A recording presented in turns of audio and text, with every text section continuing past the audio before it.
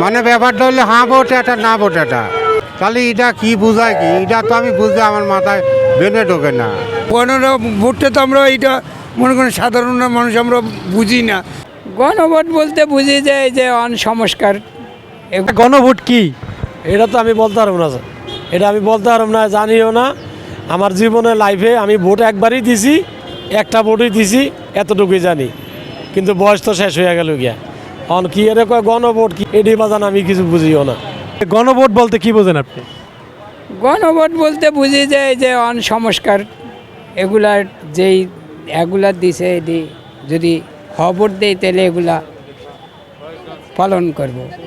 এখন এরম কইব তো পরে পালন করবো কি না, যে সরকার আইয়ে এইটাই গণভোটে হাবরটাই দিব, যেমন এটা একটা আমাকে সংস্কারের।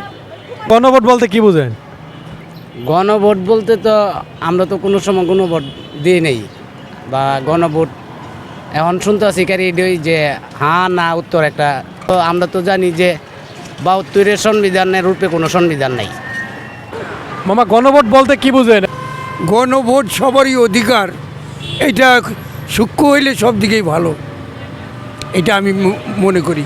যে নতুন বাংলাদেশ আসছে, এটা সবারই একটা অধিকার, এইটাই আমি মনে করি। যে এইটা যদি সূক্ষ্মভাবে হয় দেশের মানুষ শান্তি পাবে। সাধারণ মানুষ আমরা বুঝি না, তবে আমরা বুঝি যে একজনের অধিকারটা বুঝি, যে এটা সবার জন্য হইলে ভালো গণভোটটা, যে গণভোটটা এবার সবার জন্যই ভালো। গণভোট পালা কোনটা কয় আমি তো সেটা বুঝি না। একই সাথে দুটি ভোট দিতে হবে, আপনি গণভোট বলতে কি বুঝেন আসলে?